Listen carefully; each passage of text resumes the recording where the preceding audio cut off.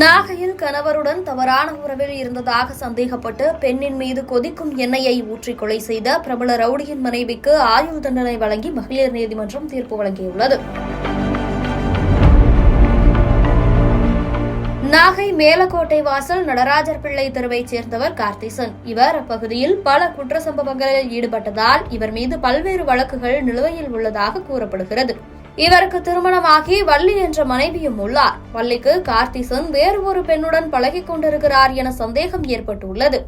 இதில் கார்த்திசனின் நண்பர் காளியப்பனின் மனைவி சுகன்யா மீதும் அவருக்கு சந்தேகம் எழுந்துள்ளது. இதனால் ஆத்திரமடைந்த வள்ளி தனது கணவனையும் சுகன்யாவையும் பழிவாங்க திட்டம் போட்டுள்ளார். அதன்படி கடந்த 2016ஆம் ஆண்டு காளியப்பனின் வீட்டிற்கு சென்ற இவர் இதுகுறித்து சுகன்யாவுடன் வாக்குவாதத்தில் ஈடுபட்டுள்ளார். சுகன்யா எவ்வளவு மறுத்தும் கேட்காததால் ஒரு கட்டத்தில் இருவருக்குள்ளும் வாக்குவாதம் முற்றியுள்ளது. ஆத்திரத்தின் உச்சிக்கு சென்ற வள்ளி சுகன்யாவின் மீது கொதிக்கும் எண்ணெயை எடுத்து ஊற்றியுள்ளார். இதில் படுகாயமடைந்த சுகன்யா நாகை அரசு மருத்துவமனையில் சிகிச்சைக்காக சேர்க்கப்பட்டுள்ளார்.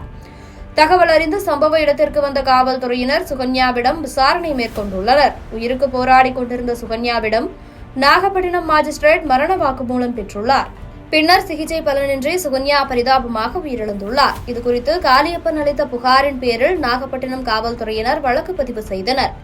இந்த வழக்கு நாகப்பட்டினம் மகளிர் விரைவு நீதிமன்றத்தில் நடந்து வந்த நிலையில் போக்சோ நீதிமன்ற நீதிபதி கார்த்திகா இன்று தீர்ப்பு வழங்கினார். அதில் வள்ளி குற்றவாளி என அறிவித்து அவருக்கு ஆயுள் தண்டனையும் 2,20,000 ரூபாய் அபராதமும் விதித்து தீர்ப்பளித்துள்ளார். அபராத தொகையை கட்ட தவறினால் மேலும் 3 ஆண்டுகள் சிறை தண்டனை விதித்தும் தீர்ப்பளித்துள்ளார்.